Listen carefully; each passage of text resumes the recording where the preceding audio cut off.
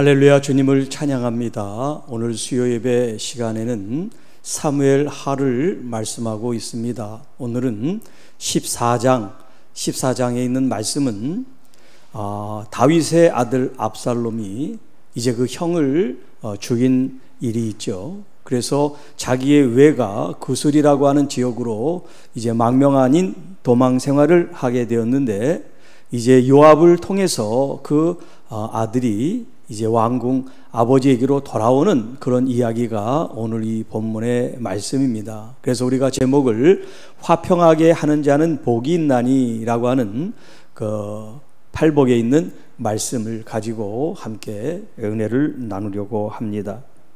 자, 14장 1절에 보시면 수르야의 아들 요압은 다윗 왕이 왕정 이제 시대를 열어갈 때 군사 최고 사령관으로 이 요압을 임명했던 걸 우리가 알죠.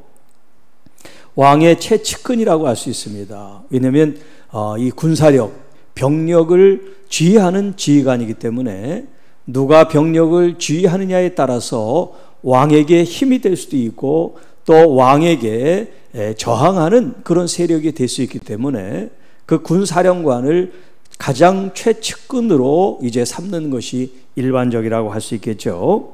그러니까 이 요압이 왕의 마음이 어떤지를 살피게 되었다 하는 겁니다. 자, 그 왕의 마음은 뭐냐면, 비록 자기 형 암놈을 죽이고 지금 그 외가로 도피해 있는 그런 상태지만 이 아버지의 마음은 압살롬 그를 측인히 여기는 그런 마음이 있었다 하는 것입니다. 그래서 왕의 마음이 압살롬에게로 향하는 줄 알고, 자, 알아서 자기가 직접 왕에게 인정받는 장군이고 또 사령관이고 최측근이지만 직접 대놓고 직언을 드리지 않습니다. 그 말은 왕의 마음이 이러니까 이제 당신의 아들 압살롬을 용서하고 이제 예루살렘으로 오게 합시다, 이런 말을 하지 않았다는 거예요. 그 대신 이 지략을 통해서 이 왕이 스스로 내가 지금 내 아들을 데려와야지, 이 마음을 먹도록 지금 하는데요. 어떤 지혜로운 한 여인을 지금 데려다가 그와 함께 말을 맞추고 왕에게 이제 그 이야기를 하도록 어떤 말을 해야 되는지 또 어떤 의도로 지금 이것을 얘기해야 되는지를 설명을 해주는 대목이 나와요. 그래서 2절 3절에 보면 드로아의 사람을 보내 거기서 지혜로운 여인 하나를 데려다가 그에게 이르되, 청하건대 너는 상주가 된 것처럼 상복을 입고 기름을 바르지 말고 죽은 사람을 위하여 오래 슬퍼하는 여인같이 하고 왕에게 들어가 그에게 이러이러하게 말하라. 요압이 그의 입에 할 말을 넣어 주었다라고 합니다. 자, 이제 요압 장군이 시키는 대로 이 드로아의 이 지혜로운 한 여인이 지금 들어가서 이야기를 하는 장면이 4절 이하에 나와요. 이 드로아의 여인이 왕을 이제 아련하게 될 때 얼굴을 땅에 대고 엎드려서 왕에게 말합니다. 왕이여 도우소서. 자, 이 여자는 지금 상복을 입었죠. 그리고 이제 죽은 사람을 위하여 오래도록 슬퍼했던 그런 슬픈 기색을 가지고 있는 그런 얼굴을 하고 그런 어떤 언어를 가지고 이 왕에게 나아가니까 벌써 이 장면만 봐도 이 왕의 마음이 뭡니까? 무장해제가 되고 측은히 여기게 되고 불쌍히 여기게 되고 동정하는 마음을 갖게 되죠. 그러니까 이게 작전이죠, 작전. 왕의 마음을 사로잡기 위해서 지혜로운 한 여인으로 하여금 상복을 입고 슬픔을 이기지 못한 그런 표현을 가지고 왕 앞에 나가서 왕이여 나를 도우소서라고 이야기했을 때 왕이 무슨 일이냐 돕고 싶은 마음이 생기게 된단 말이에요. 이 상복 입은 여자를 쫓아라, 재수없게 이런 자들 들였냐, 이렇게 하지 않고 이 다윗이 그 여인의 슬픔을 공감하고 그 여인의 그 슬픔을 들어줄 마음이 생기게 됐다는 거예요. 자, 이 여인이 뭐라고 얘기하냐면 나는 진정으로 과부니이다. 남편은 죽고 이 여종에게 아들 둘이 있더니. 자, 여기까지 이 여자가 과부다, 남편이 죽었다. 과부니까 남편이 죽었죠. 근데 자기 슬하에 아들 둘이 있다. 자, 요게 사실인지 아니면 꾸며낸 얘기인지는 몰라요. 그런데 제가 생각할 때는 이게 사실일 수 있죠. 그런 지혜로운 여자를 데려오면 되니까. 주변에 뭐 그런 분이 없겠어요? 남편을 잃지, 전사해서 돌아가셨다든가 혼자 있는 그 과부를 이제 이 할 말을 줬을 수도 있는 거지요. 그러나 이제 거기에 대한 얘기는 없으니까. 자, 뭐라고 얘기하냐면 지금 내게 아들 둘이 있는데 이 아들 둘이 그만 어떤 다툼이 있어 싸우다가 한 아이가 한 아이를 쳐 죽였다는 거예요. 자, 남편도 잃어요. 그런데 두 아들만 있었는데 두 아들 중에 또 싸움에서 한 아들을 잃게 됐어요. 그러니까 이제 자기 그 지파에 있는 족속들이 일어나서 이 여인을 자꾸 괴롭힌다는 거예요. 저 형제를 죽인 저 살인마를 왜 그냥 두냐? 그를 징계해야 되고 심판해야 된다. 이렇게 계속해서 이야기를 한다는 거예요. 그 동생을 쳐 죽인 자를 내놓으라. 우리가 그 죄를 묻겠다. 그러니까 마치 가인이 자기 동생 아벨을 죽였을 때 이제 그런 상황처럼 그 가인을 내놓으라.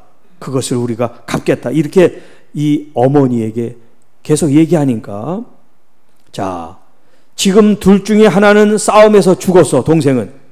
그러면 동생을 죽인 이 살인죄에 대해서 동네 사람들이 정의롭게 그 아들마저 죽이면 이 여자는 남편도 잃어 두 자녀도 잃어. 그러면 나는 어떻게 되냐 이거죠. 지금 이 얘기를 왕에게 하는 겁니다. 자, 그들이 내게 남아있는 숯불을 꺼서 내 남편의 이름과 씨를 세상에 남겨두지 아니하겠나이다. 자, 이 얘기는 지금 뭐예요? 왕이요, 지금 이 일을 하지 못하게, 비록 이 형이 동생을 죽였지만 이 형의 목숨을 좀 살려주십시오. 그거 아니겠어요? 어머니니까. 자, 그 이야기를 들은 이 왕이 6절에 내 집으로 가라. 내가 너를 위하여 명령을 내리리라. 너를 위하여, 정의롭게 심판을 하겠다. 그게 아니라 너를 위하여 이 여인의 어머니의 이 아픔, 상처, 이 곤고한 이 심정을 다윗이 이해하고 이제 더 이상 이 여인을 괴롭히지 않도록 명령을 내려주겠다 그 말이에요. 자, 그러니까 9절에 드고와 이 여인이 왕에게 또 이런 말을 합니다. 내 주 왕이여, 그 죄는 나와 내 아버지의 집으로 돌릴 것이니. 자, 분명히 이 형이 잘못했잖아요. 동생을 죽인 거니까. 이 죄를 사면해 주는 거잖아요. 지금 너희들은 이 죄를 묻지 말아라. 이 여인을 괴롭히지 말라는 건. 그런데 이 죄를 그냥 덮을 수는 없잖아요. 왕이지만. 그래서 이 여인이 뭐라고 지혜롭게 말을 하냐면 이것은 왕의 잘못이 아니라 이 죄는 나와 내 아버지의 집으로 돌릴 것이니 왕과 왕위는 허물이 없을 것입니다. 이런 지혜로운 얘기를 하는 거예요. 그러니까 왕이 그런 명령을 해도 왕이 부담이 없겠죠. 왜냐하면 그 잘못을 다 이 여자가 떠안겠다 그러니까. 하나님이 심판할 것이 있으면 왕에게 심판하는 것이 아니라 우리에게 심판하시면 되니까 우리가 다 떠안겠습니다. 이런 표현을 써서 왕과 왕위, 그것은 전혀 사람들이 뭐라고 할 수 없는 허물이 없는 것이 될 것입니다. 자, 이제 왕이 누구든지 내게 말하는 자는 내게로 데려오라. 그가 다시는 너를 건드리지 못하게 하겠다라는 약조를 합니다. 자, 이 여인의 목적은 뭐예요? 진짜 자기 형제가 싸워서 죽었는데 그 아를 살려달라고 온 거예요? 아니에요. 지금 이 이야기를 통해서 다윗이 뭔가 깨달으라고 지금 얘기를 하는 거예요. 여기 지금 표현에는 형이 동생을 죽인 이야기지. 그런데 사실 다윗에게는 동생이 형이 죽인 얘기가 지금 있잖아요. 지금 그 얘기를 빗대서 하는 얘기야 지금. 그래서 11절에 여인이 이르되 청하건대 왕은 왕의 하나님 여호와를 기억하십시오. 원수 갚는 자가 더 죽이지 못하게 하옵소서. 이 말은 뭐예요? 임금님이, 다윗 왕이 아들에 대해서 복수할 생각하지 마세요, 그 말이에요. 지금 동생이 맏형인 암논을 죽였단 말이에요, 장자를. 그러니 아버지 마음으로는 지금 이 압살롬에 대한 사랑하는 마음이 있지만 또 한편에 이 아들의 이 범죄, 살인죄에 대해서 그대로 남아있잖아요. 여기에 대해서 이 여인이 하나님께 맡기지 왕이 어떤 행위를 하지 마십시오. 지금 이런 얘기를 하는 거예요. 내 아들을 죽일까 두려워하나이다. 자, 여기 내 아들은 아까 말했던 그 이야기 속의 내 아들이지만 사실은 이 내 아들은 다윗의 아들도 되는 거죠. 우리의 자녀들도 되는 거야, 이 이야기 속에. 왕이 이르되 여호와께서 살아계심을 두고 맹세하노니 내 아들의 머리카락 하나도 땅에 떨어지지 아니하리라. 누구도 그 형제가 범죄한 그 일에 대해서 묻지 못하도록, 그 생명을 해치지 못하도록, 그래서 머리카락 하나도 땅에 떨어지지 않는다는 것은 그를 보호할 수 있게 하겠다, 그 말이에요. 12절 여인이 이르되 청하건대 당신의 여정을 용납하여 한 말씀을 내 주 왕께 여쭙게 하옵소서. 자, 13절 그러면 어찌하여 왕께서 하나님의 백성에게 대하여 이 같은 생각을 하셨나이까? 왕은 정의롭고 의로운 재판을 하고 판단을 하고 이제 통치를 해야 되는데 이렇게 죄인을 감싸는 이 마음이 어디서부터 왔습니까? 라고 지금 묻는 거예요. 이 말씀을 하심으로 왕께서 죄 있는 사람같이 되심은 그 내쫓긴 자를 왕께서 집으로 돌아오게 하지 아니하심이니이다. 자, 왕이 지금 이 여인에 대해서 뭐라고 얘기했어요? 그 아들을 머리털럭도 해치지 못하게 해주겠다 그랬죠. 그렇게 말을 하신 왕이란 말이에요. 그런데 정작 자기 아들은 용서를 못하고 있는 것이 사람들한테 이제 소문이 나면 이게 어떻게 될 겁니까? 이게 이런 얘기를 지금 하고 있는 거예요. 아, 다윗 왕이 다른 사람은 다 용서를 해주면서 자기가 쫓아낸 이 아들은 용서를 못하는구나, 이렇게 사람들이 얘기할까 겁납니다, 이 얘기를 하는 거예요. 우리는 필경 죽으리니 땅에 쏟아진 물을 다시 담지 못함 같을 것이오나. 그렇죠. 우리는 이제 이 순간이 지나간 것을 과거라고 하는데 이 과거는 우리가 아무리 후회하고 돌이킨다고 해서 돌이켜질 수가 없잖아요. 흘러가 버렸으니까.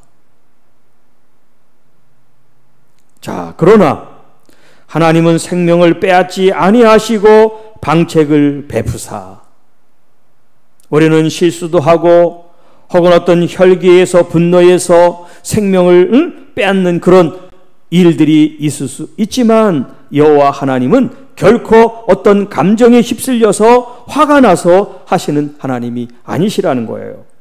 하나님은 방책을 베푸사 하나님께서는 하나님의 방식, 방법이 있으셔서 내쫓긴 자가 하나님께 버린 자가 되지 아니하게 하시나이다. 자, 여기 이제 버려진다 하는 이제 비유를 하고 있는데 하나님께서는 하나님의 자녀를 버리시지 않는다.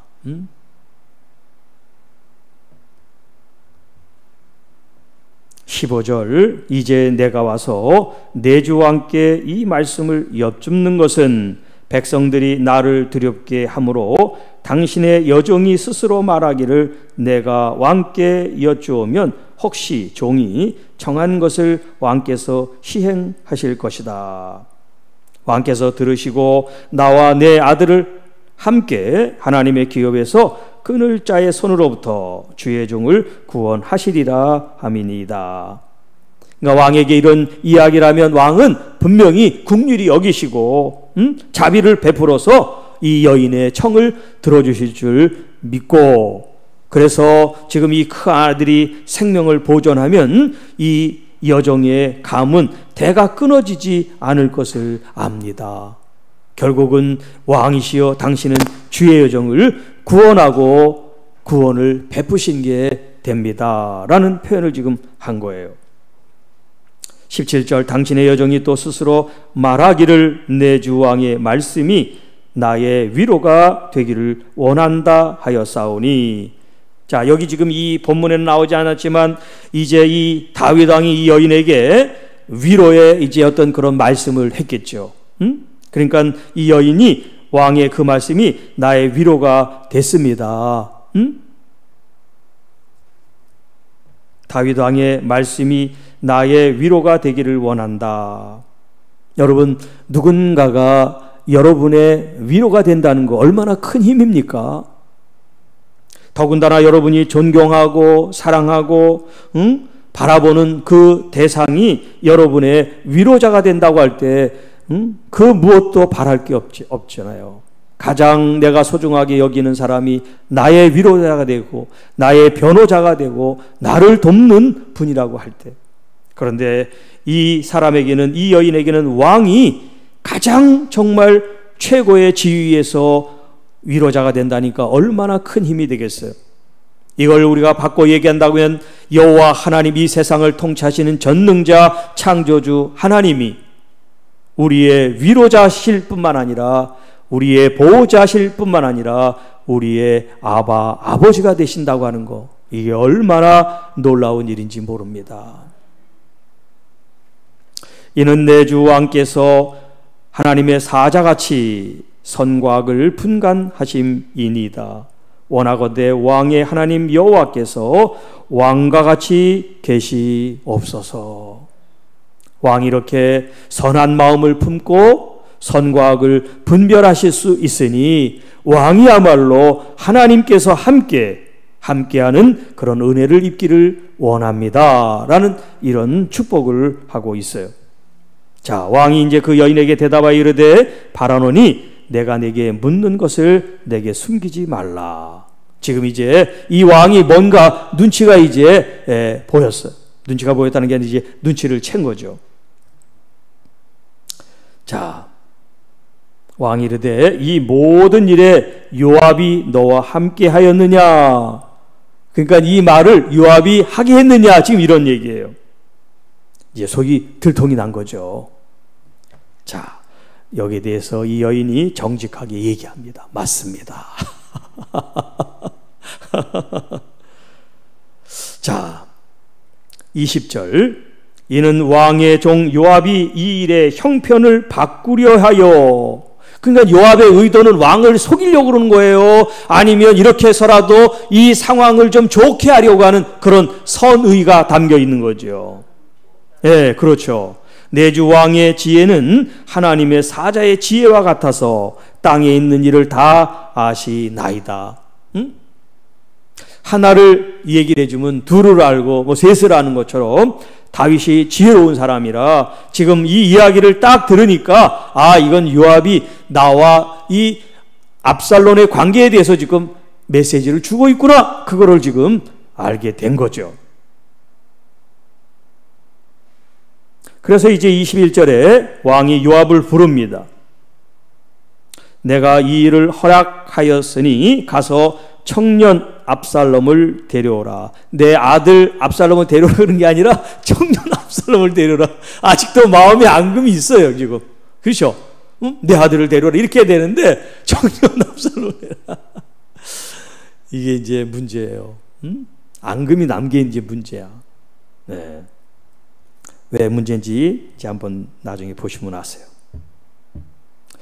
자, 21절, 22절까지는 참 좋아요. 자, 자기를 지금 이렇게 아들과 화해시키려고 자기 부하 요압 이렇게 한 여인을 데려다가 거짓말로 한 이야기를, 스토리를 꾸몄다는 얘기죠.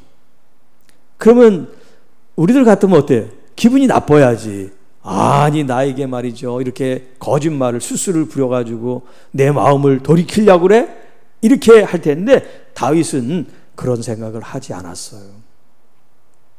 왜냐하면 요압의 그 마음 중심을 안 거죠.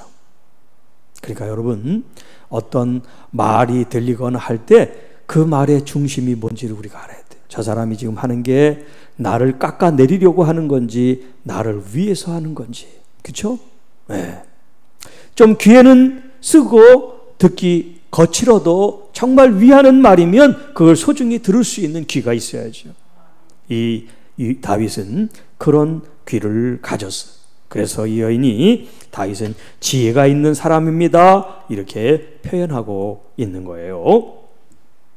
자 22절 요압이 땅에 엎드려 절하고 왕을 위하여 복을 빌며 자 요압이 이르되 내 주 왕이여 종의 구함을 왕이 허락하시니 종이 왕 앞에서 은혜 입은 줄을 오늘 알았습니다. 사실 지금 이 일에 이 요압이 얻을 이득이 뭐 있어요 없어요? 표면적으로 보면 아무것도 없지. 아니 왕하고 지금 이 아들하고 지금 이런 관계 있는데 이 군대 장군이 거기 개입을 해가지고 이득을 볼 게 뭐 있어요? 그런 거 아무것도 없잖아요. 돈이 생겨요, 뭐 땅이 생겨요. 왕한테 이렇게 했다고 칭찬을 받겠습니까? 하여튼 표면적으로 보면 이득이 없어요. 공연한 짓을 한 것 같아요. 그런데 이 요압은 뭐라고 얘기합니까? 왕 앞에 자기가 정말 어떻게 보면 2인자예요. 그 나라에 군대 모든 절대 권력을 가지고 있는데 왕 앞에 무릎을 꿇고 절하면서 뭐라 그래요? 주님, 주 왕에 대해서 이 종이라고 표현해. 자기 자신을 종이라고. 그리고 왕 앞에서 내가 은혜를 입었습니다. 아니 왕을 좋게 하는데 왕이 은혜를 입으면 입었고 아들이 압살롬이 은혜를 입으면 은혜를 입었지 이 요압은 은혜를 입은 일이 아닌데도 불구하고 내가 은혜를 입었다고 표현해요. 이게 바로 겸손이에요. 어깨에 힘을 주고 내가 이거 좋은 일을 했구나, 잘한 일을 했구나 이렇게 생각하지 않고 그가 왕 앞에서 은혜를 입은 줄을 알았습니다. 왜? 왕이 물리쳐서 그 여자를 물리치고 또 작당한 요압을 갖다가 강등을 시키고 이렇게 권력을 힘으로 사용하지 않고 비록 부하지만 자기 마음을 헤아린 이 요압을 귀하게 여기고 또 그 일에 쓰임받은 이 지혜로운 여인까지 벌하지 않고 그를 돌려보낼 수 있었다는 것. 이거는 이제 이 다윗의 마음의 크기 그릇이 크다는 것을 우리에게 보여주는 것이지요. 또 한편에서 요압이 1절에도 나왔습니다마는 왕의 마음이 어떠한지를 살폈다는 거예요. 이게 중요합니다. 어쨌든 간 왕이고 그 밑에 이 신하들, 지휘관들은 왕의 부하니에요. 이 사람들과 이 왕의 관계, 뭐 군과의 관계, 행정 관계, 뭐 여러 가지 관계에 있는 그런 부하들이, 신하들이 있을 거 아닙니까? 그런데 왕의 마음이 불편하고 힘들면 자기한테 직접 영향력이 없어도 모시는 사람으로서 항상 불편한 거죠, 같이.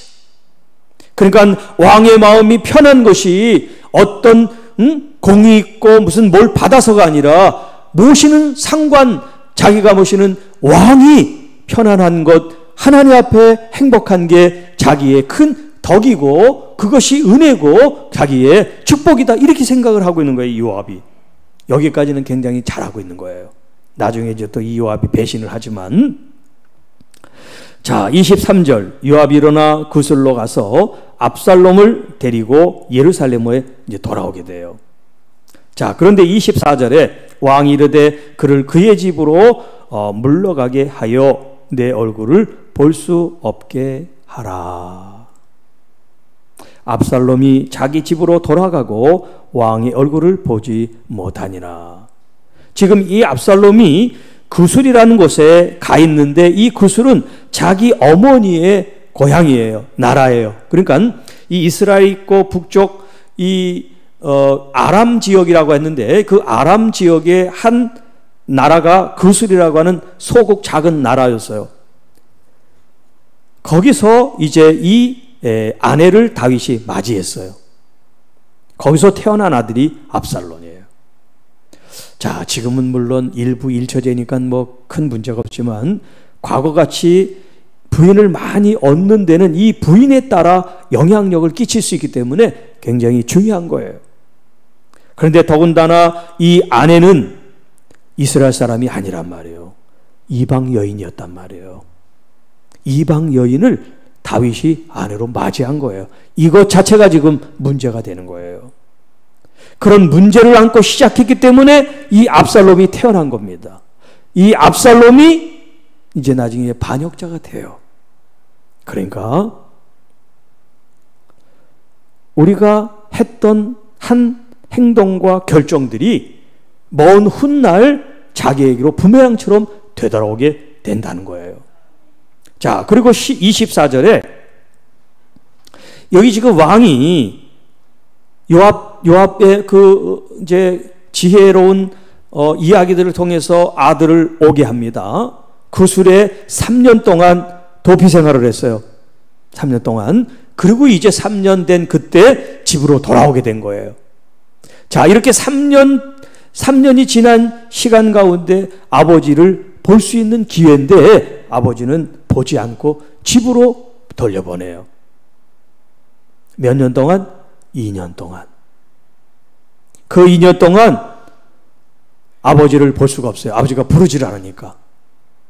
그래서 이 압살롬이 이 요압을 계속해서 청탁을 합니다. 아버지를 좀 볼 수 있게 얘기를 해달라고. 그런데 요압이 어찌된 일인지 이 압살롬의 요구를 전혀 듣지 않습니다. 집이 그 옆에 같이 사는데도 불구하고 이 요압을 볼 수가 없는 거예요. 이 압살롬이. 그래서 종을 시켜가지고 그 집에 보리 농사를 짓는데 불을 질러버리게 해요. 그러면 주인이 쫓아올 거 아니야.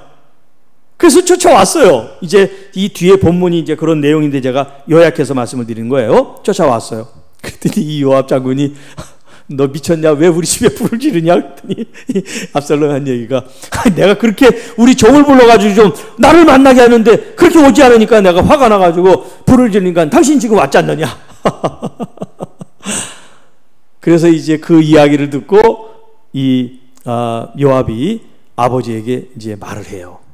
그래서 이제 이 요압 말은 또 잘 들어 이 다윗이. 그래가지고 또 이제 압살롬을 만납니다.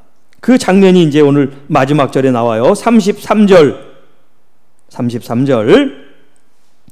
요압이 왕께 나아가 그에게 아뢰매 왕이 압살롬을 부르니 그가 왕께 나아가 그 앞에서 얼굴을 땅에 대어 그에게 절하매 왕이 다윗이죠. 왕이 압살롬과 입을 맞추니라. 그러니까 여기 대목에서는 해피엔딩으로 끝난 거죠. 잘 화합해서 지금 서로 만나게 하고 서로 입을 맞추고 허그를 하고 요 장면이 지금 이렇게 돼 있어요.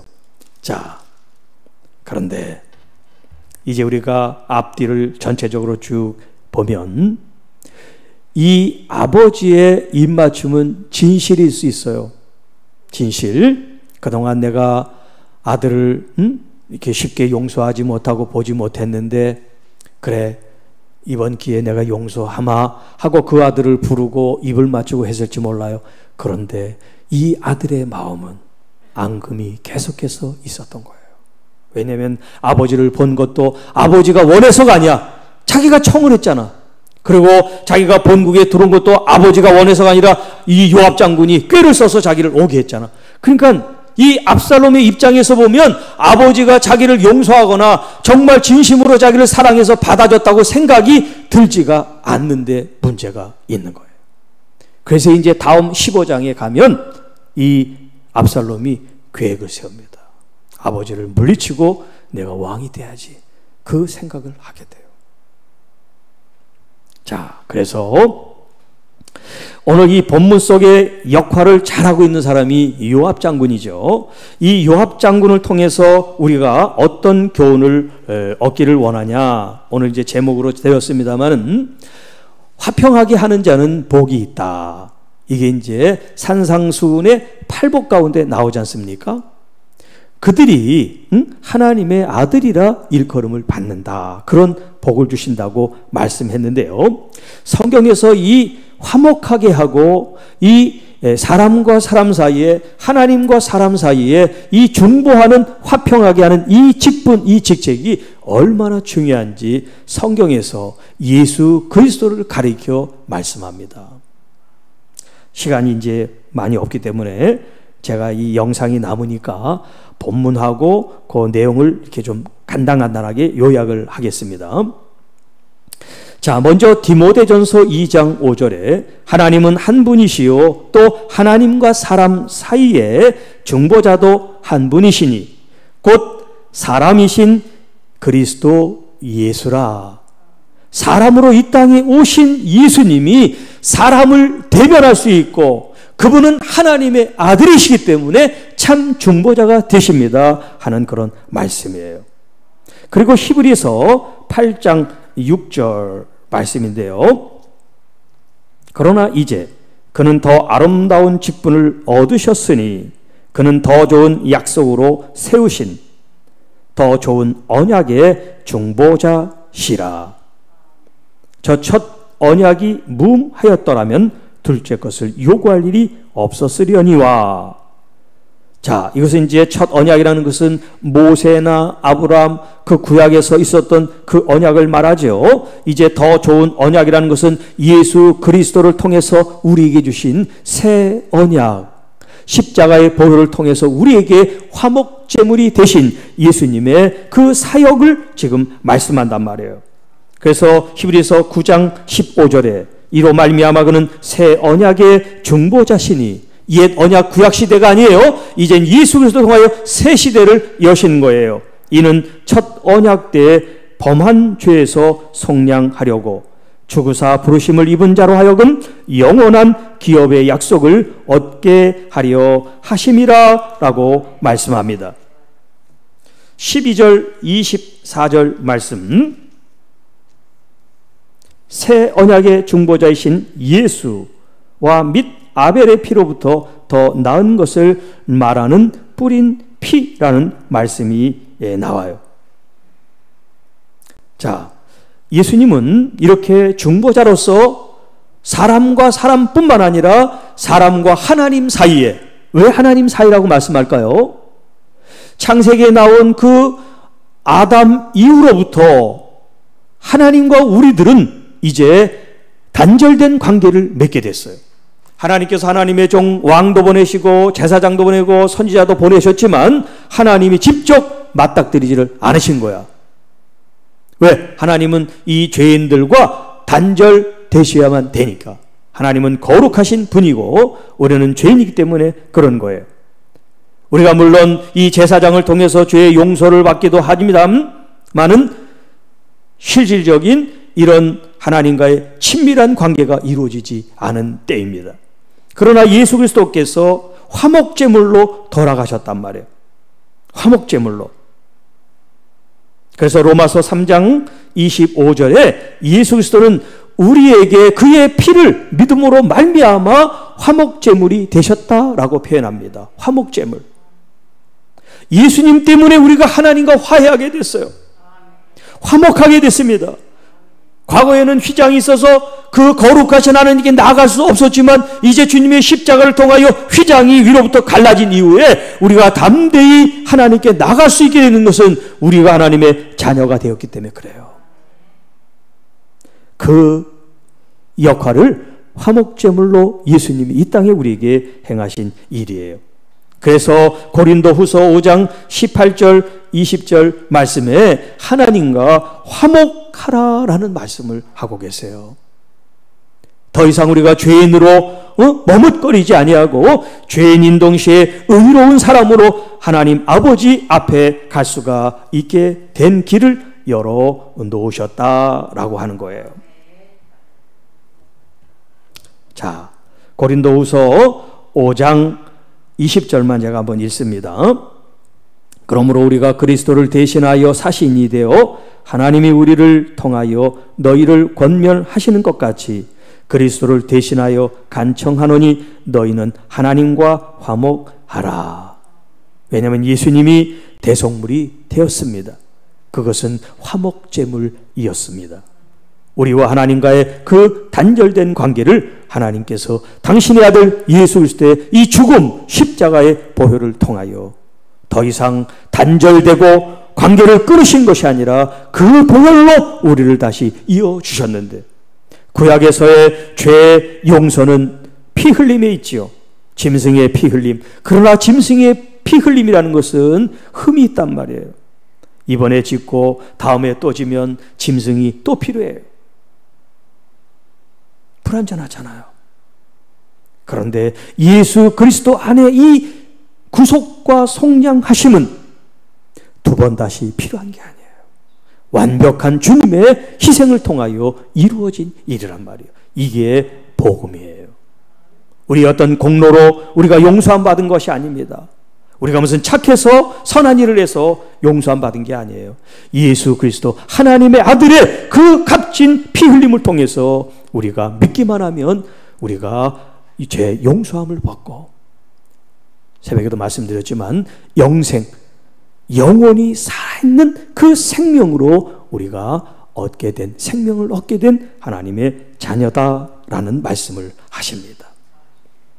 자, 오늘 이 본문의 핵심이 뭡니까? 화평하게 하는 사람. 하나님의 사람, 교회는 화평하게 하는 공동체와 개인이 돼야 되죠. 사회에 문제가 생기고 어떤 공동체에 문제가 생길 때 교회가 중재자가 되고 중보자가 돼서 화평하게 해야지, 교회 때문에 분란이 생기고 사회 분란이 생기고 교회 누구 때문에 어떤 어려움이 생기면 말씀과 우리가 동떨어져 있는 그런 삶을 사는 거죠. 여러분, 우리 자신들을 돌아볼 때도 어떤 성도분은 문제가 생기면 항상 화해를 시키고 중재를 하고 열매가 아름다워요. 그런데 만약에 어떤 성도가 있어서 그 일을 더 확장시키고 더 싸움을 붙이고 더 곤란하게 하고 분쟁을 일으킨다면 화평하게 하는 사람이 아니겠죠. 오늘 하나님의 모든 성도 여러분들은 예수 그리스도께서 우리에게 말씀하신 이 하늘나라의 법칙을 우리가 따라야 돼요.